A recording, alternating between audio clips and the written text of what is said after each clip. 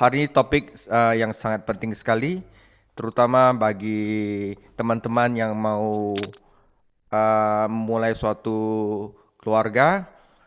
Hal yang sangat penting sekali, yaitu ketundukan dalam keluarga. Sebelumnya mari kita berdoa. Tuhan Yesus, terima kasih hari ini kami dapat berkumpul kembali untuk mendengarkan firman-Mu. Tuhan Yesus, satu hal yang kami minta bahwa Engkau ada di dalam kami dan kami ada dalam firman-Mu. Biarlah kami mempunyai hati yang dapat tunduk pada firman-Mu, tunduk pada segala sesuatu yang pemerintah dalam dunia ini, tunduk dalam keluarga dan tunduk dalam gereja. Karena itulah yang Engkau kehendaki dalam hidup kami. Terima kasih Tuhan Yesus, dalam nama-Mu hamba berdoa dan kami juga sama-sama berdoa. Amin. Saudara, kita sudah sampai ketundukan di dalam keluarga. Saudara, saya akan mulai langsung. Situasi aneh di masyarakat ini adalah kita memiliki lebih banyak pendidikan tentang seks dan pernikahan daripada sebelumnya. Namun pada zaman ini kita lebih banyak masalah pernikahan dan perceraian. Jelas ada sesuatu yang salah.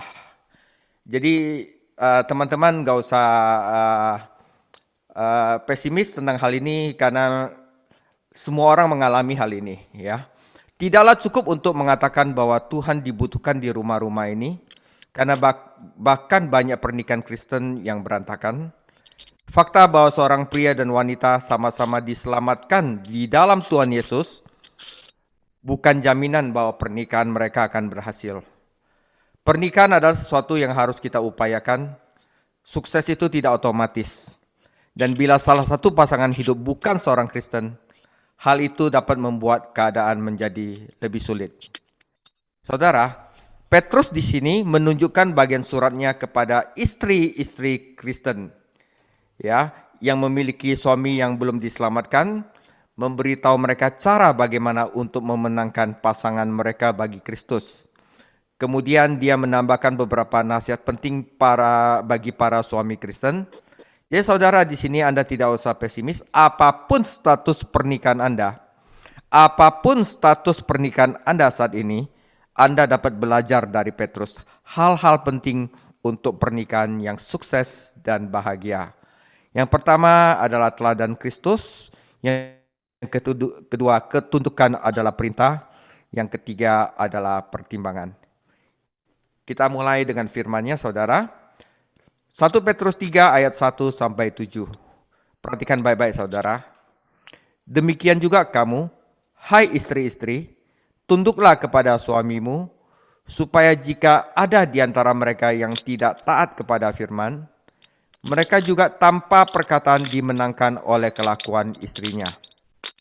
Jika mereka melihat bagaimana murni dan salehnya hidup istri mereka itu, perhiasanmu janganlah secara lahiriah, yaitu dengan mengepang-ngepang rambut, memakai perhiasan emas, atau dengan mengenakan pakaian yang indah-indah. Tetapi perhiasanmu ialah manusia batinia yang tersembunyi, dengan perhiasan yang tidak binasa, yang berasal dari roh yang lemah lembut dan tentram yang sangat berharga di mata Allah. Sebab demikianlah caranya perempuan-perempuan kudus dahulu berdandan, yaitu perempuan-perempuan yang menaruh pengharapannya pada Allah. Mereka tunduk pada suaminya, sama seperti Sarah taat kepada Abraham dan menamainya dia tuannya. Dan kamu adalah anak-anaknya jika kamu berbuat baik dan tidak takut akan ancaman. Demikian juga hai suami-suami, hiduplah bijaksana dengan istrimu sebagai kaum yang lebih lemah. Hormatilah mereka sebagai teman pewaris dari kasih karunia, yaitu kehidupan, supaya doamu jangan terhalang. Demikian firman Tuhan.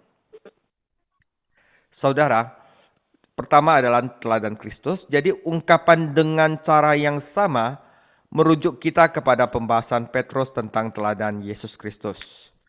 Sama seperti Yesus Kristus tunduk dan patuh kepada kehendak Allah, maka suami dan istri Kristen harus mengikuti teladannya. Saudara, Kristus dan Allah Bapa setara, tetapi Kristus tunduk kepada Allah Bapa. Demikian juga suami dan istri adalah setara, tetapi istri harus tunduk kepada suami.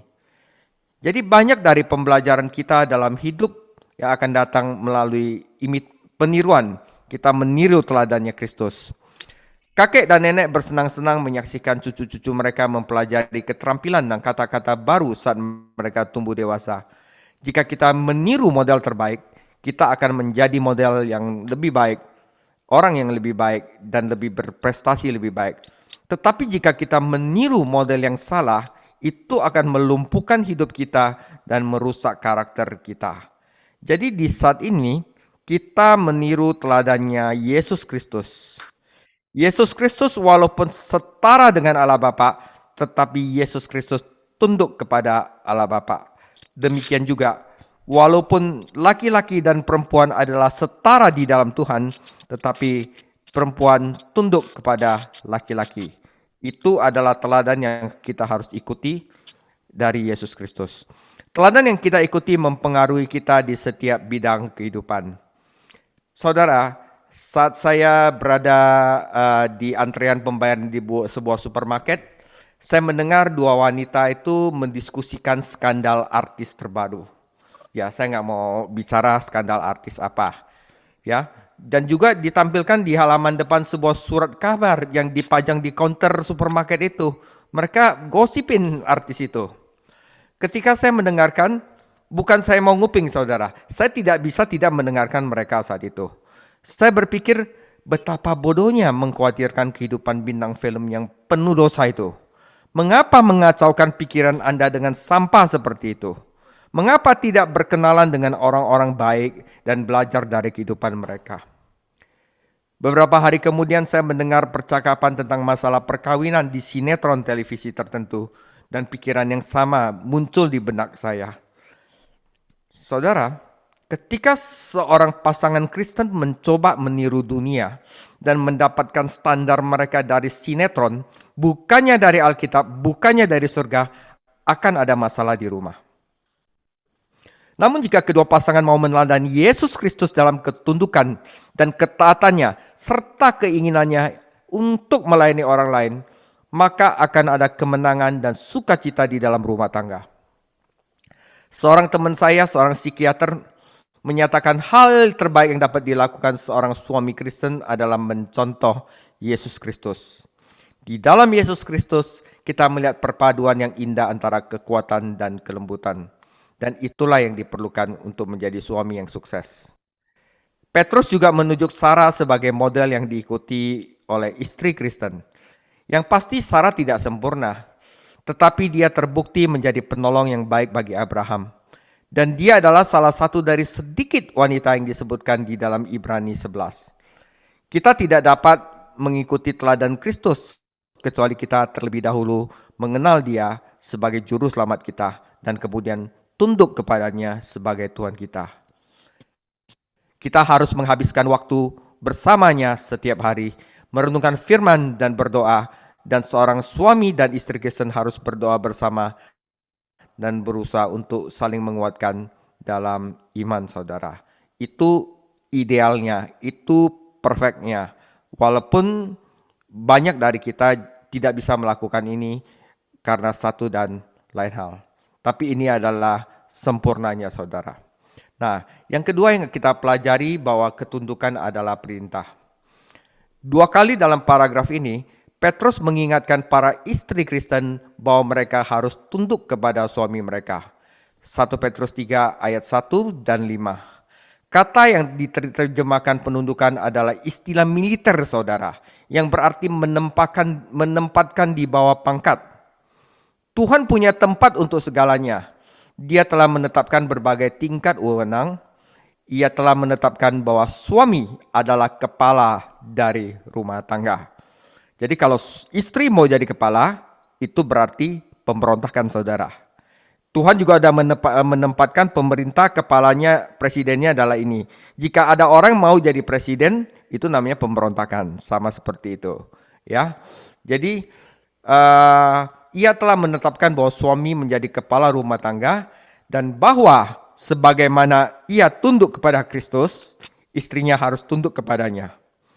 Tetapi kepimpinan bukan kediktatoran, tetapi pelaksanaan otoritas ilahi yang penuh kasih di bawah ketuhanan Yesus Kristus. Petrus memberi 3 alasan mengapa seorang istri Kristen harus tunduk kepada suaminya sekalipun sang suami itu tidak taat kepada firman. Sekalipun sang suami seperti dalam kasus ini belum diselamatkan, saudara. Pertama, ketundukan adalah kewajiban. Tuhan telah memerintahkan karena dalam hikmat-Nya, Dia tahu bahwa ini adalah pengaturan terbaik untuk pernikahan yang bahagia dan memuaskan. Ketundukan bukan berarti istri lebih rendah dari suami. Nyatanya dalam 1 Petrus 3 ayat 7, Petrus menjelaskan bahwa suami dan istri adalah pewaris bersama. Pria dan wanita diciptakan oleh pencipta yang sama dari bahan dasar yang sama, dan keduanya diciptakan menurut gambar Allah. Allah memberikan kekuasaan kepada Adam dan Hawa, dan dalam Yesus Kristus pasangan Kristen adalah satu. Ketundukan berkaitan dengan ketertiban dan otoritas, bukan evaluasi. Misalnya, saudara, para budak di rumah tangga Romawi rata-rata lebih unggul dalam banyak hal daripada majikan mereka. Tetapi mereka tetap harus berada di bawah otoritas. Prajurit yang berada di ketentaraan mungkin orang lebih baik daripada jenderal bintang 5. Tetapi dia tetap merupakan suatu prajurit. Bahkan Kristus sendiri menjadi hamba dan tunduk pada kehendak Allah. Tidak ada yang merendahkan tentang tunduk pada otoritas atau menerima perintah Tuhan. Jadi ketundukan itu tidak merendahkan seseorang. Justru ketundukan itu memberikan orang itu suatu teladan, suatu kesalehan, dan itu menerima puji-pujian dari Tuhan. Jika itu ada, itu adalah langkah pertama menuju pemenuhan. Memperjelas bahwa suami dan istri pertama-tama harus tunduk kepada Yesus Kristus. Suami dan istri harus menjadi mitra, bukan pesaing. Setelah upacara pernikahan, saya sering secara pribadi berkata kepada kedua mempelai, saudara, sekarang ingat, mulai sekarang ini bukan milikku atau milikmu, tetapi milik kita. Ini menjelaskan mengapa orang Kristen harus selalu menikah dengan orang Kristen lain. Karena orang percaya tidak dapat masuk ke dalam kesatuan yang mendalam dengan orang yang tidak percaya. Ya saudara, kalau Anda menikah dengan orang yang tidak percaya dan berusaha melakukan itu dan berusaha untuk itu, maka Anda akan mengalami penderitaan, saudara. Ya, bahkan dengan orang percaya sendiri, Anda harus tetap mengusahakan pernikahan itu. Apalagi Anda menikah dengan orang yang tidak percaya, saudara. Ya, kedua, ketundukan adalah sebuah kesempatan. Kesempatan untuk apa? Untuk memenangkan suami yang belum diselamatkan bagi Kristus. Tuhan Yesus tidak hanya memerintah ketundukan, tetapi Dia juga menggunakannya sebagai pengaruh spiritual yang kuat dalam sebuah rumah. Ini tidak berarti bahwa seorang istri Kristen menyerah kepada suami yang belum selamat untuk memanipulasinya secara halus dan membuatnya melakukan apa yang diinginkannya. Bujukan psikologis yang mementingkan diri sendiri semacam ini seharusnya tidak pernah ditemukan di dalam hati atau di rumah orang Kristen. Seorang suami yang belum diselamatkan tidak akan bertobat dengan berkhotbah atau kalian mengomel di rumah. Dia orang tidak akan bertobat. Ungkapan tanpa firman tidak berarti tanpa firman Tuhan, tetapi karena keselamatan datang melalui firman. Artinya tanpa bicara, tanpa banyak bicara, tanpa bicara saja, tetapi seorang istri melakukannya dengan saleh di rumah, ya, itu yang memenangkan suami istri itu. Istri Kristen yang berkhotbah kepada suami hanya akan menjauhkan mereka dari Tuhan. Jadi nggak usah diomelin laki-laki, saudara. Laki-laki itu nggak suka diomelin, nggak suka diomongin, walaupun benar, ya. Jadi istri Kristen yang berkhotbah kepada suaminya hanya akan menjauhkan mereka dari Tuhan. Ya, saya mengenal seorang istri yang bersemangat yang biasa mengadakan program radio agama sepanjang malam. Biasanya sangat keras sehingga suami yang belum selamat akan mendengarkan kebenaran. Dia hanya membuatnya lebih mudah untuk meninggalkan rumah dan menghabiskan malam bersama teman-temannya. Jadi bukan berkhotbah, bukan ngoceh di dalam rumah yang akan memenangkan suami, tetapi karakter dan perilaku istrilah yang akan memenangkan suaminya yang kalah. Bukan argumen, tetapi sikap seperti ketundukan, pengertian, cinta, kebaikan, dan kesabaran. Saudara, kualitas-kualitas ini tidak diproduksi. Itu adalah buah roh yang datang ketika kita tunduk kepada Kristus dan satu sama lainnya. Seorang istri Kristen dengan kesucian dan rasa hormat akan mengungkapkan dalam hidupnya pujian kepada Allah dan mempengaruhi suaminya untuk percaya kepada Kristus. Salah satu teladan besar dari istri dan ibu yang saleh dalam sejarah gereja adalah Monica, yaitu ibu dari Santo Agustinus yang terkenal. Tuhan menggunakan kesaksian dan doa Monica untuk memenangkan baik putranya maupun suaminya bagi Kristus. Meskipun suaminya belum bertobat sampai sesaat sebelum kematiannya. Agustinus menulis dalam bukunya yaitu Confession. Ini buku yang sangat bagus sekali, Confession of Saint Augustine. Dia melayani dia sebagai tuannya dan melakukan ketekunannya untuk memenangkannya bagimu. Mengkhotbahkanmu kepadanya melalui percakapan atau perilaku yang dengannya engkau mendandani dia, membuatnya ramah kepada suaminya. Saudara, dalam rumah tangga Kristen, kita harus saling melayani. Seorang suami Kristen harus melayani istrinya dan membantu untuk mempercantiknya di dalam Tuhan, yaitu melalui firman, saudara. Seorang istri Kristen harus menyemangati suaminya dan membantunya tumbuh kuat di dalam Tuhan. Orang tua dan anak-anak harus berbagi beban dan berkat serta berupaya mempertahankan suasana kegembiraan dan pertumbuhan rohani di rumah. Jika ada orang yang belum diselamatkan di rumah, mereka akan dimenangkan bagi Kristus lebih melalui apa yang mereka lihat dalam hidup dan hubungan kita daripada apa yang mereka dengar dalam kesaksian kita. Saudara, yang ketiga, ketundukan adalah perhiasan, saudara. Kata yang diterjemahkan menghiasi adalah kosmos dalam bahasa Yunani, memberi kita kata dalam bahasa Inggris kosmos, yaitu alam semesta yang tertata atau kosmetik. Jadi kata kosmetik itu berasal dari kosmos, perhiasan, alam semesta yang tertata. Nah, ini terbalik dari kebalikan dari kekacauan. Jadi Petrus memperingatkan istri Kristen untuk tidak mengutamakan dekorasi luar, penampilan luar, tetapi pada karakter internal. Wanita Romawi terpikat oleh mode terbaru saat itu dan bersaing satu sama lainnya dengan pakaian dan gaya rambut. Bukan hal yang aneh bagi para wanita untuk memiliki potongan rambut yang rumit, berkepang-kepang, bertatakan sisir emas dan perak, bahkan permata. Mereka mengenakan pakaian rumit dan mahal semuanya untuk membuat satu sama lain terkesan. Tetapi saudara, sebagai istri Kristen dengan suami yang belum selamat, mungkin berpikir bahwa dia harus meniru dunia jika dia ingin memenangkan pasangannya, tetapi justru sebaliknya. Glamor bersifat artifisial dan eksternal. Kecantikan sejati itu nyata dan internal. Glamor adalah sesuatu yang bisa dikenakan dan dilepas seseorang, tetapi kecantikan sejati itu selalu hadir. Glamor bisa rusak, itu dapat membusuk dan memudar, tetapi kecantikan sejati dari hati tumbuh lebih indah seiring berjalannya waktu. Karena itu, seorang wanita Kristen yang memupuk kecantikan batinnya tidak harus bergantung pada penampilan luar yang murah.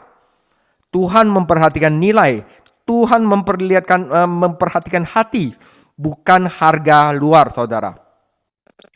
Tentu saja ini tidak berarti bahwa seorang Kristen istri harus mengabaikan dirinya sendiri. Wah, sembarangan pakai baju, udah kusem-kusem, ya, udah tuh apa segala macam, bajunya udah 3 hari nggak dicuci dipakai. Bukan masalah itu. Dia harus sederhana, bersih. Ya, tidak berarti bahwa seorang istri Kristen harus mengabaikan dirinya sendiri dan tidak berusaha tampil up to date dalam pakaiannya. Itu hanya berarti dia tidak mengambil jurusan menjadi fashion plate hanya untuk mengikuti orang banyak. Setiap suami bangga dengan istrinya yang menarik. Tetapi kecantikan utama itu harus datang dari hati, bukan dari toko pakaian. Kita bukan dari dunia ini, tetapi kita tidak boleh terlihat seolah-olah kita berasal dari luar dunia ini. Ya, Petrus tidak melarang memakai perhiasan seperti halnya memakai pakaian. Kata mengenakan dalam 1 Petrus 3 ayat 3 berarti meletakkan dan mengacu pada pajangan perhiasan yang mencolok, yang melebihi, saudara. Dimungkinkan untuk memakai perhiasan dan tetap menghormati Tuhan, dan kita tidak boleh menghakimi satu sama lain dalam hal ini. Petrus menutup bagian ini dengan menunjuk Sarah sebagai contoh istri Kristen yang saleh dan penurut. Baca Kejadian 18 untuk latar belakangnya. Istri Kristen hari ini mungkin akan mempermalukan suami mereka jika mereka memanggil mereka Tuan. Tetapi sikap mereka harus sedemikian rupa sehingga mereka dapat memanggil mereka Tuan dan orang mempercayainya. Istri yang percaya, yang tunduk kepada Kristus dan kepada suaminya, dan yang memupuk roh yang lemah lembut dan tenang, tidak akan pernah merasa takut. Ketakutan dalam ayat ini berarti teror, sedangkan dalam 1 Petrus 3 ayat 2 artinya hormat. Mengapa Petrus mencurahkan lebih banyak ruang untuk mengajar para istri daripada para suami? Karena para istri Kristen sedang mengalami situasi yang sama sekali baru dan membutuhkan bimbingan. Secara umum, wanita direndahkan di Kekaisaran Romawi, dan kebebasan baru mereka di dalam Kristus menciptakan masalah dan tantangan baru, saudara. Selain itu, banyak dari mereka memiliki suami yang belum diselamatkan dan membutuhkan dorongan semangat dan pencerahan ekstra. Seperti yang ditulis Petrus kepada suami Kristen, dia mengingatkan mereka tentang 4 bidang tanggung jawab dalam hubungan mereka dengan pasangan mereka. Pertama, hubungan fisik tinggal bersama mereka. Ini menyeratkan lebih dari sekedar berbagi alamat yang sama. Pernikahan pada dasarnya hubungan fisik, keduanya menjadi satu daging. Tentu saja pasangan Kristen menikmati hubungan rohani yang dalam. Tetapi keduanya berjalan seiring. Suami yang benar-benar spiritual akan memenuhi tugas perkawinannya dan mencintai istrinya. Suami harus meluangkan banyak waktu berada di rumah bersama istrinya. Para pekerja Kristen dan pengurus gereja yang terlalu sibuk menyelesaikan masalah orang lain mungkin akhirnya menciptakan masalah mereka sendiri di rumah.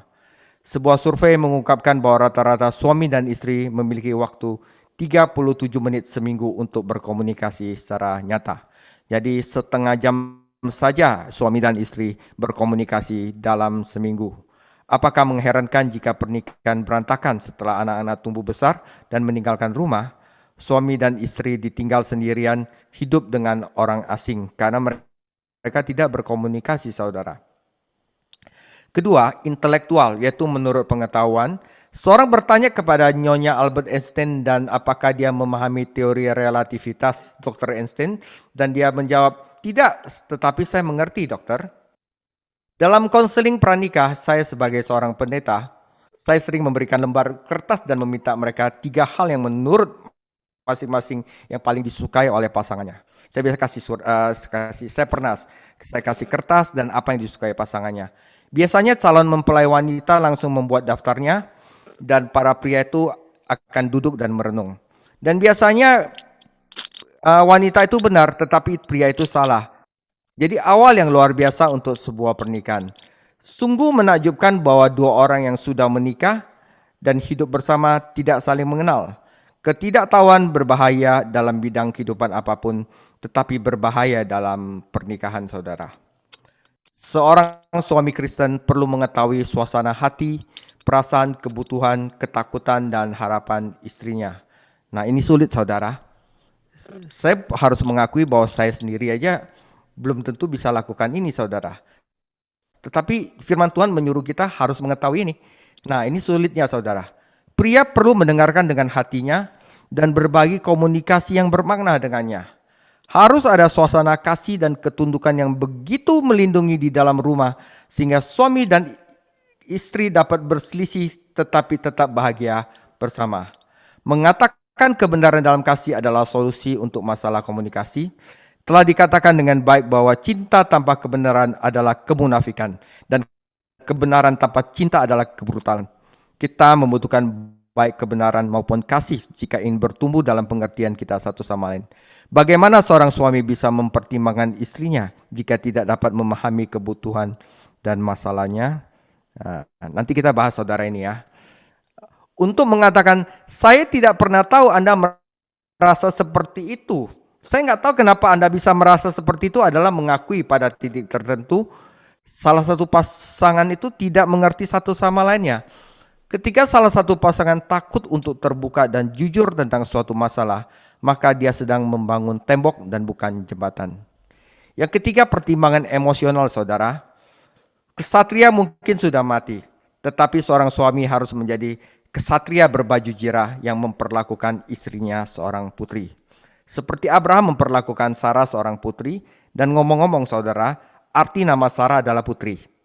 Petrus tidak menyarankan seorang istri adalah bejana yang lebih lemah secara mental, moral, atau spiritual, melainkan secara fisik.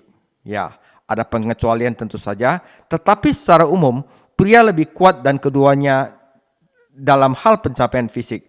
Suami harus memperlakukan istrinya seperti vas yang mahal, indah namun rapuh. Di dalamnya terdapat harta yang berharga. Ketika pasangan muda mulai berkencan, anak laki-laki itu sopan dan bijaksana. Setelah mereka bertunangan, dia menunjukkan lebih banyak kesopanan dan selalu bertindak seperti pria yang terhormat. Sayangnya, setelah menikah, banyak suami yang lupa bersikap baik dan sopan dan mulai menganggap remeh istrinya. Ia lupa bahwa kebahagiaan dalam rumah tangga terdiri dari banyak hal kecil, termasuk kesopanan kecil dalam hidup. Kebencian besar sering tumbuh dari luka kecil. Suami dan istri perlu jujur satu sama lain, harus mengakui bahwa saya terluka dengan ini dan mencari pengampunan dan kesembuhan. Saudara, memberi hormat kepada istri tidak berarti kita tunduk kepada istri. Seorang suami bisa saja tidak setuju dengan istrinya, tetapi tetap menghormati dan menghormatinya sebagai kaum yang lebih lemah. Sebagai pemimpin rohani dalam rumah tangga, suami terkadang harus mengambil keputusan yang tidak populer, tetapi dia masih bisa bertindak sopan dan hormat. Menghormati berarti suami menghormati perasaan, pemikiran, dan keinginan istrinya. Dia mungkin tidak setuju dengan ide istrinya, tetapi dia menghormatinya. Seringkali Tuhan menyeimbangkan pernikahan sehingga suami membutuhkan apa yang istri miliki dalam kepribadiannya, dan istri juga membutuhkan sifat-sifat baiknya. Suami yang impulsif, yang sering marah, seringkali memiliki istri yang sabar, dan ini membantu menjauhkan masalah. Kalau suaminya itu gampang marah, istrinya juga gampang marah, ya repotlah saudara. Jadi kadang-kadang Tuhan itu menyeimbangkan dalam rumah tangga. Ya, suami harus menjadi termostat di dalam rumah, mengatur suhu emosional dan spiritual. Istri sering sekali menjadi termometer, memberitahu dia berapa suhu itu. Keduanya diperlukan. Suami yang peka terhadap perasaan istrinya tidak hanya akan membahagiakan istrinya, tetapi juga akan mengembangkan dirinya dan membantu anaknya tinggal di rumah dan memuliakan Tuhan Yesus. Yang keempat adalah pertimbangan rohani, yaitu agar doamu tidak terhalang para suami. Petrus berasumsi bahwa suami dan istri akan berdoa bersama. Ya, seringkali mereka tidak melakukannya, dan inilah alasan dari banyak kegagalan dan ketidakbahagiaan. Jika orang yang belum bertobat dapat memiliki rumah tangga yang bahagia tanpa doa, dan mereka melakukannya, betapa lebih bahagianya rumah tangga Kristen dengan doa. Nyatanya kehidupan doa pasanganlah yang menunjukkan bagaimana keadaan di rumah. Jika ada yang salah, doa mereka akan terhalang. Seorang suami dan istri perlu memiliki waktu doa pribadi masing-masing setiap hari. Mereka juga perlu berdoa bersama dan memiliki waktu pengabdian keluarga. Bagaimana hal ini diatur akan berubah dari rumah ke rumah, bahkan dari waktu ke waktu seiring pertumbuhan anak dan jadwalnya berubah. Firman Tuhan dan doa adalah dasar untuk rumah tangga yang bahagia dan kudus. Saudara, sebagai penutup, seorang suami istri adalah pewaris bersama. Jika istri menunjukkan ketundukan dan pertimbangan suami, dan jika keduanya tunduk kepada Kristus dan mengikuti teladannya, maka mereka akan memiliki pengalaman dan memperkaya dalam pernikahan mereka. Jika tidak, saudara, mereka akan kehilangan yang terbaik dari Allah dan saling merampas berkat dan pertumbuhan. Jadi ketundukan istri itu penting sekali. Dan ketundukan suami kepada Kristus itu juga penting sekali. Jadi rahmat kehidupan mungkin mengacu pada anak-anak dan tentunya merupakan warisan dari Allah. Tetapi bahkan pasangan yang tidak memiliki anak pun, saudara, dapat menikmati kekayaan rohani jika mereka mematuhi nasihat Petrus ini. Yaitu tunduk kepada Kristus. Alangkah baiknya jika suami dan istri sesekali melakukan inventarisasi pernikahan mereka yang saya akan bahas di belakang ini. Jadi saudara, ini yang perlu kita tanya pada diri kita. Berikut ini adalah beberapa pertanyaan berdasarkan apa yang Petrus tulis. Sebagai suami istri, kita harus jawab ini. Pertama, apakah kita mitra atau pesaing? Yang kedua, apakah kita saling membantu untuk menjadi lebih rohani? Yang ketiga, apakah kita bergantung pada hal yang lahiriah atau hal yang kekal? Hal yang buatan atau yang nyata? Yang keempat, apakah kita lebih memahami satu sama lain? Yang kelima, apakah kita peka terhadap perasaan dan gagasan satu sama lain atau saling meremehkan? Yang keenam, apakah kita melihat Tuhan menjawab doa kita? Yang ketujuh, apakah kita diperkaya karena pernikahan kita atau saling merempas berkat Tuhan? Saudara, jawablah dengan jujur. Maka pertanyaan-pertanyaan ini akan mengevaluasi apakah kita sudah mencapai pernikahan yang dikehendaki Tuhan. Jawaban yang jujur untuk pertanyaan-pertanyaan ini akan membuat perbedaan, saudara. Saudara, demikian hari ini topik saya mengenai ketundukan. Ketundukan itu penting, saudara. Jika Anda belum tunduk, boleh kita mencoba, karena ini adalah firman Tuhan, dan firman Tuhan adalah hikmat sejati dari Allah yang akan membantu kita untuk hidup yang lebih baik di dalam dunia ini. Tuhan Yesus memberkati. Minggu depan kita akan bahas mengalami berkat terbaik di saat terburuk, yaitu 1 Petrus 3 ayat 8 sampai 17. Tuhan Yesus memberkati.